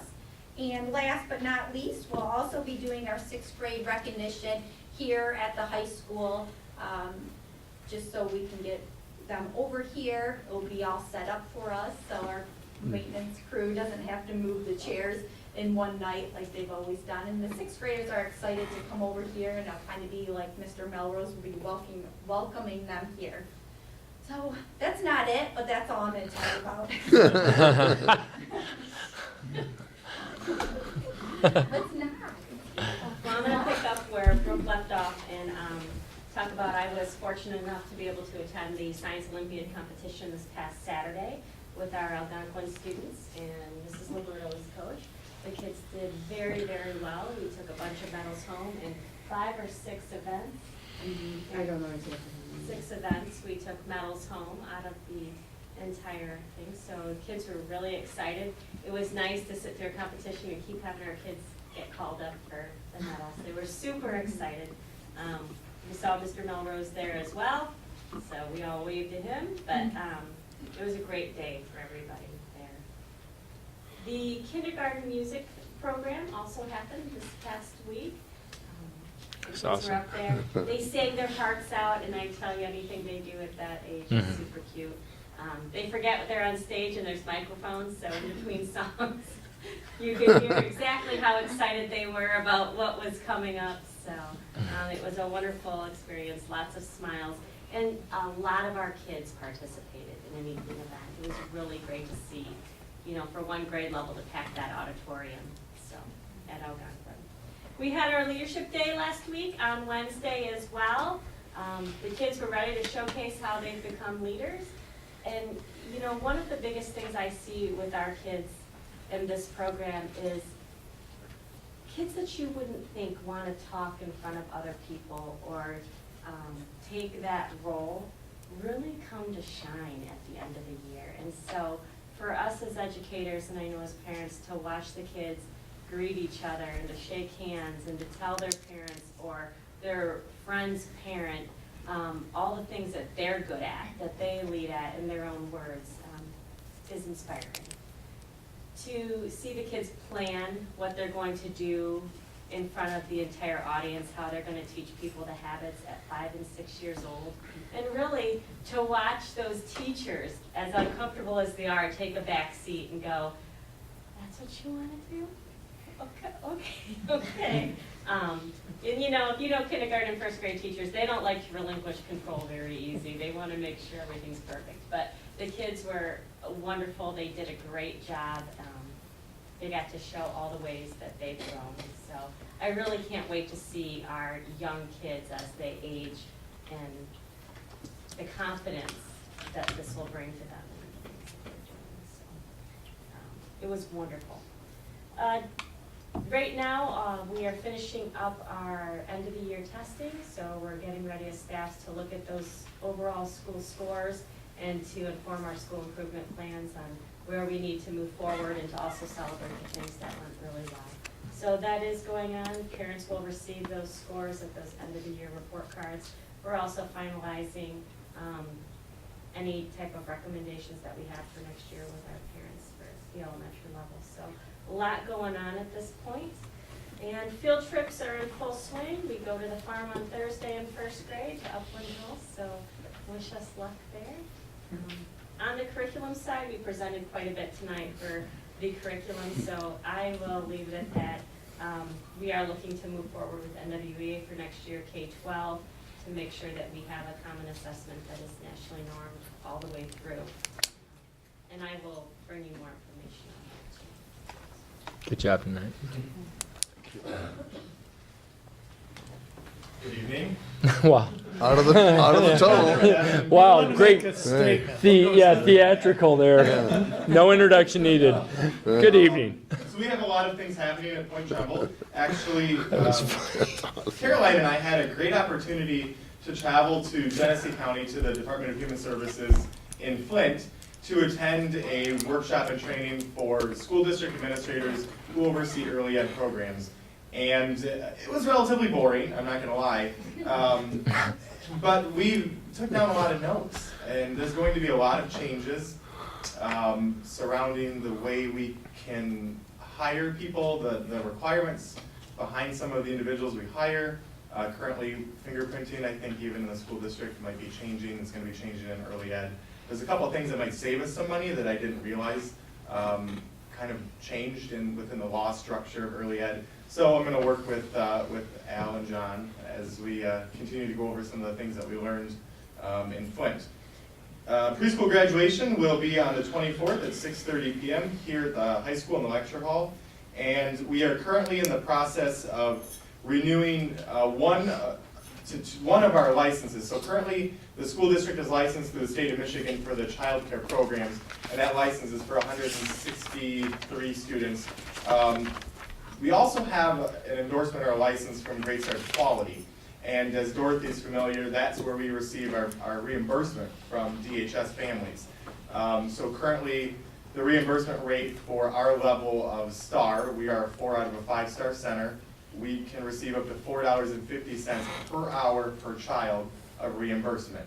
I will be looking to the future to change that to a 5-star rating, which will mean our revenue will increase.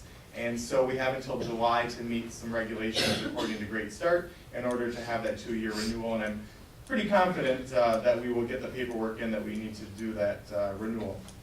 Summer registration was on the 17th, and Caroline and Pam did an outstanding job. I couldn't have asked for a greater team of people to work with, and you know, they really make that building a success. We've had families from all over St. Clair and Macomb counties, Richmond, Marine City, Anchor Bay, L'Anse Creuse, Algonac, Clay Township, I mean, you name it. We've got people coming in, and people walked in our building and were taken back by the things that we offer, not only in our building, but as we're speaking to families and talking to them about the K-12 setting. Did you know we have theater? Did you know we have robotics? Did you know this, this, and this? And families are saying, no, we didn't know that Algonac schools offered that. So we actually kind of took that a step further and educated these families that are coming from out of district what we offer in district.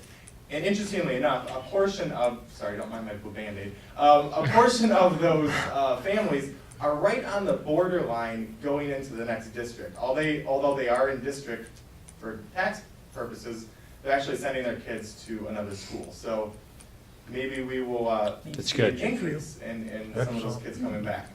So our preschool summer programs will start soon. We've increased the schedule for preschool students, so instead of just a 2-day session, we're actually offering a 2- and 3-day session. I feel like for those students that are transitioning to kindergarten, it will help kind of keep them there and more academically prepared as they go into kindergarten. It also increases revenue because we are adding on that extra day, which is tuition-based. And we currently have 2 full classrooms, and registration forms are still currently coming in. And lastly, I'm very proud of this, although I haven't been with the district very long. We received a tremendous compliment from Brown City Community Schools.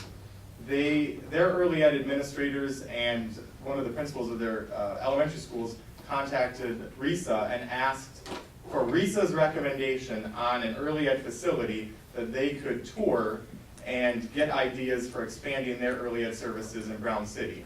And RISA actually recommended me and our early ed program, citing that we are the largest school-based early ed facility, and we are one of the only facilities in the county that still offers full early ed services from infant care all the way into school-age services with latchkey.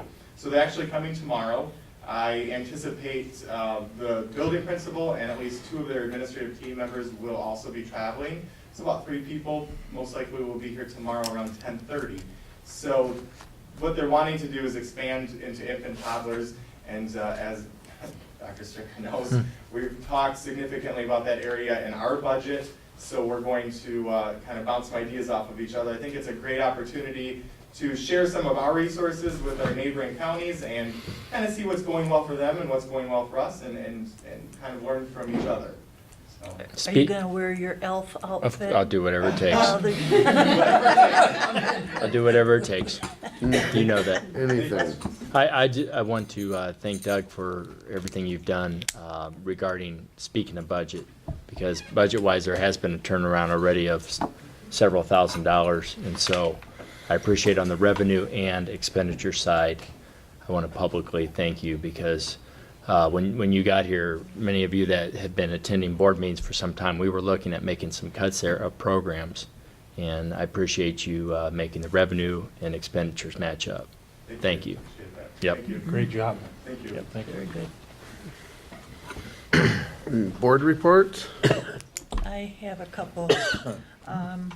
We received a couple of thank you notes that I think we should acknowledge. One was from the Algonac Sports Boosters, thanking us for the $140 that we donated for the Sports Boosters program, and that went towards wine packages.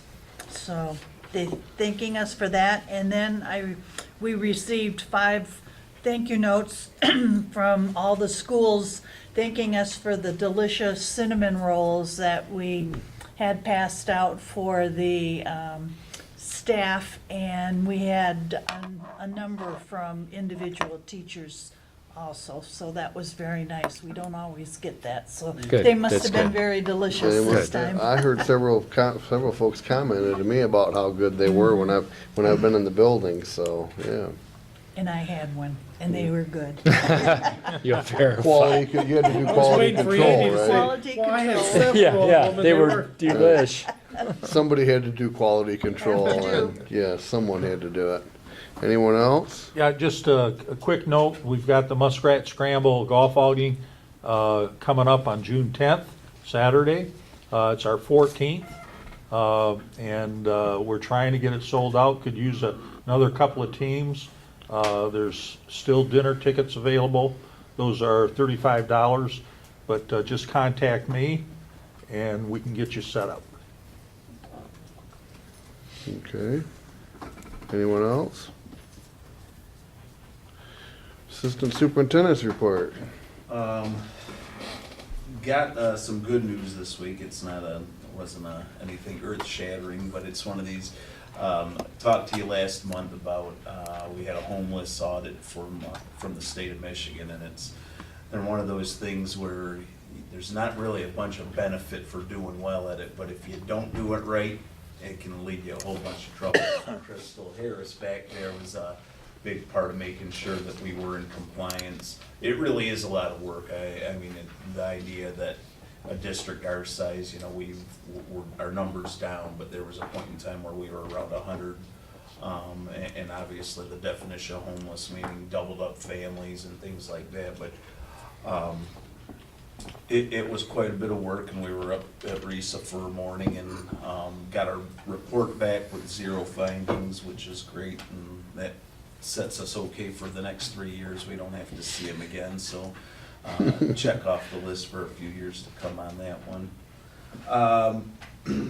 John will, I'm sure, cover this in closed session tonight with negotiations and talk a little bit about that, but personally wanted to thank Lisa and her team.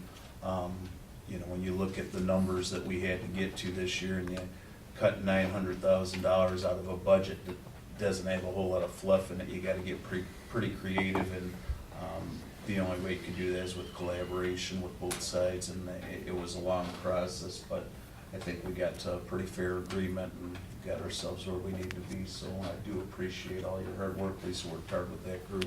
Agreed. And then finally, we just completed our SIMS audit also for special education, our transition students that are leaving the high school, seniors. Each spring they go through and take about 20 of their plans and go through them with a fine-tooth comb. looking to get 100% compliance. We had a couple little, mostly clerical kind of things, but probably in the 8 years that I've been involved in that process, I think this is as close as we've been to being perfect. So again, steps in the right direction. Mary Shackett, unfortunately, the one that's a big part of that process is leaving us here in the next year, retiring. But Mary put a bunch of work in and worked with Ryan and the high school staff, so we're getting closer to where we need to be with that too. That's all exciting stuff. Wow, that was exciting too. Good Yeah. job. Superintendent's report? Mitch, I don't know if he covered that last month or not, but North Branch has joined the BWAC, so they will be in our conference now. I know that's a drive up there, but some teams were invited, and so that's the team that. Created by Kate Beck. Right. So just want to communicate that. Thank you. So how far away are they? So 2-hour time difference. It's a little longer than Croslex, right? So Yes. that's a- Next item. 2-hour time. Next item. 2-hour time difference. Time Take a day change. off the next. You gain day. it now. Visitors and their requests? Yeah. See myself all at Yeah, the same it's time. early when you get home. Okay, action items. Resolution for the RISA budget. You had the presentation from Kevin Miller earlier. I'll make a motion, the Board of Education, having received and reviewed the proposal St. Clair County RISA budget for the 2017-18 year, adopts the resolution as presented, expressing its support for the proposed budget. A complete copy of the resolution shall be attached to the original of these minutes. Support. It's been moved and supported. Any discussion? Hearing none, all those in favor, aye? Aye. Aye. Any opposed? That passes. Resolution for the RISA 2017 biennial election. All right, I'll make the motion that the Board of Education approves the resolution presented, designating, now we need two folks we need a delegate to serve on the electoral body to elect the people to the RISA board, And an alternate. and an alternate. Thanks, Ray. I just looked at you. Oh, I'm sorry, my hearing. I looked at it once and got volunteered for something too. I'm sorry, Is it a day thing or is it a night thing? It's like an evening Right. thing, and there was a letter about it. I think so. Mhm. If it's night, I can do it. It's an evening. It's an evening. Okay, so Ray is the Ray. Sounds like Delegate. Phil joined me. I can be his alternate. and Phil will be the alternate. so willingly. No response. Yeah. Yeah. Okay. All right. So designating Ray as the district's representative to serve on the 2017 electoral body responsible for electing members to the St. Clair County RISA Board of Education, with Phil Clark as the alternate. The board supports candidates Harold Burns and I think it's Jeffrey Wine. Yes. Can I just send an absentee? And I know. Everybody else does. Maybe. For a term of 6 years. A copy of the resolution will be with the minutes. Any discussion? The way the RISA board works, for the newbies and anybody else that doesn't understand, the RISA board has 5 members. They are typically, the board members of the RISA represent different regions of the county. Mr. Burns is running for the seat that represents the western half of the county. That would be covering like Memphis, K-Pac, Yale type area. Mr. Wine, that's a seat that usually stays with the western, that stays representing the western portion. Port Huron is represented by 2 seats. Algonac and East China, a little bit of Marysville are represented by a seat. They take turns in that seat, and I believe the Marysville person is in it at this time. And so Mr. Burns is for the western seat, and Mr. Wine is for the Port Huron seat, just so that everybody knows what that's about. Anything else, any questions, anybody else? All those in favor, aye? Aye. Any opposed? That passes. Resolution setting a public hearing on the 2017-18 budget. Make a motion that the Board of Education Gonna say, approves come the on, people. resolution as presented, setting the date and time for the public hearing on the proposed 2017-2018 budget for Monday, June 26, Did we have one? 2017 at 6:15 PM in the Board of Education conference room with notices of the public hearing to be published as required by law. A complete copy of this resolution shall be attached to the original of these minutes. Support? It's been moved and supported. Any discussion? Hearing none, all those in favor, aye?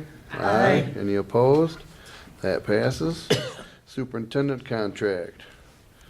I'll make a motion that the Board of Education approves a 5-year contract of employment for the superintendent of schools commencing July 1st, 2017, and up to and including June 30th of 2022 as presented. Support. It's been moved and supported. Any discussion? Yes. Did everybody finally find it? Yep. Okay. I guess it was buried in the board packet amongst a bunch of other stuff, and there was a little bit of difficulty for some folks. Per the parameters that we discussed last week, the salary has been, the item number 2 talks about that we are offering an initial 5-year contract, which the first 2 years will then fall off, turning it into a 3-year contract. And then the board has the option of renewing, re-adding the 3rd year every year, as has been tradition. Item number 3 is the salary, the same as what Dr. Sticker's making at this point. And number 4 is the thing about the severance from the administrative contract. Al had qualified for and had vested rights in the severance program from the administrative contract, which is based on having 111 days at a daily rate. That amount of money, this says that amount of money and those days will be frozen. And Gary Fletcher also put in there that which will be paid upon termination of his employment or in annual increments if the parties so agree, which kind of opens that door. And if the board and Al choose to walk through it at some time, that kind of lets that be an option out there for them. And that Al had unused vacation days, how many? About Not too many. like 7 or 8 or something like that. That being how he's going to be turning into a superintendent pretty soon, it's probably not a real good idea to go on vacation, so we will agree to let him carry those over. But Al's not a big vacation guy anyway. He likes it here. We'll see how long Right. that lasts. The life insurance stays the same as it has been, a term insurance for 150, 25 days of vacation each year, 12 sick days per year, as well as 2 personal days. Al, on top of his 111 days that he had an additional 38 days, which, after having been here for 23 years, start out with only 12 days of sick time. He will be granted his 38 sick days to carry into his superintendency. Just for the record on that too, Andy, I donated about 80 back when I went into administration from teaching too, so. Aw. You really I like lost it. Yeah. about 80, so yeah, Thank it was you. a lot of it. Good job, Al. Thank you. Yeah. And that is the only thing. Oh, then item 12, the performance of the superintendent will be evaluated in writing every year, and it'll be done every year by December 31st. This is in keeping with the class that we took with Mary Kerwin. So we don't evaluate them until next. Well, I'm going to get in touch with Mary Kerwin about this to figure out how that happens. Also, Al already brought up that he needs to have the training to, in evaluation to evaluate administrators. So he and I are gonna be working on those two things in the near future. And I think that's the only changes from any other contract that we've had with any other superintendent. And we got rid of the bonus per John's recommendation. The bonus, the bonus. That I never saw. The bonus used to be number 4, and that's where we took out the bonus and we put in the thing about Al's frozen severance stuff. So, you know, we didn't have to shuffle So he everything actually around. gets something. Yeah, Oh, I just- well, that he already earned. We're noting things Yeah, that's tonight. Gotta be here more than 3 years. Fair enough. Fair enough. Don't worry, Al, we'll be evaluating you soon. You can say whatever you want. Nicely done. Yeah, You yeah. might have wanted to wait a couple of weeks before you said that, because he's still here. That was good. So, does anybody have any questions? Al, do you have anything you need to add to any of this? Okay. Anybody? I appreciate you doing Are you backing the out? hard work on that. No, I'm done. So, any other discussion, any other questions? Okay. Hearing none, all those in favor, aye? Aye. Any opposed? Congratulations. That passes. Yeah. Yeah. Administrative contracts. Okay, I'll make a motion that the Board of Education approves a 1-year extension of the current 2-year contracts for administrators Ryan Melrose, Brooke Lestage, Mitch Landrum, and Melissa Hanners for the period July 1, 2017 through June 30th, 2019. Support? It's been moved and supported. All those in favor, aye? Aye. Any opposed? That passes. Is this the normal, just like the superintendent, where you? Yeah, and That's this is correct. this But is there's the, two. this is the individual administrative contracts. There's a master administrative agreement that gets negotiated with the whole group. Then they each have an individual contract that abides by the rules and terms and conditions of the administrative contract. And Algonquin fridge and freezer. I'll make a motion that the Board of Education approves the purchase of a custom Imperial Brown walk-in combination cooler freezer from Stafford Smith Incorporated for $45,700. Money for the purchase will come from the food service fund. Support. It's been moved and supported. Any discussion? Hearing none, all those in favor, aye? Aye. Any opposed? That passes. I'll make a motion the board go into executive session for the purpose of discussing negotiations at around quarter after. Thank you. Support. It's been moved and supported. All those in favor, aye? Aye. Any opposed? Do you think we need to tell Seconded him that. that he needs to stay? It's on. 3 years and you still can't work the movie camera. Okay, we've returned to regular session at 9:26 PM. We have one action item remaining. I'd like to make a motion to approve the agreement between the Algonac Board of Education and the Algonac Education Association as presented for the 2017-2018 school year. Support? It's been moved and supported. Any discussion? Hearing none, all those in favor, aye? Aye. Any opposed? That passes. Motion to adjourn. Support? Been moved and supported. All those in favor, aye? Aye. Any opposed? That passes. Have a good night. Thanks. 27? I'll get it. That was worth it to come back in the room, that wasn't? You want to take your water to the road? Thank you. I never Thank opened you. this one. I never opened mine.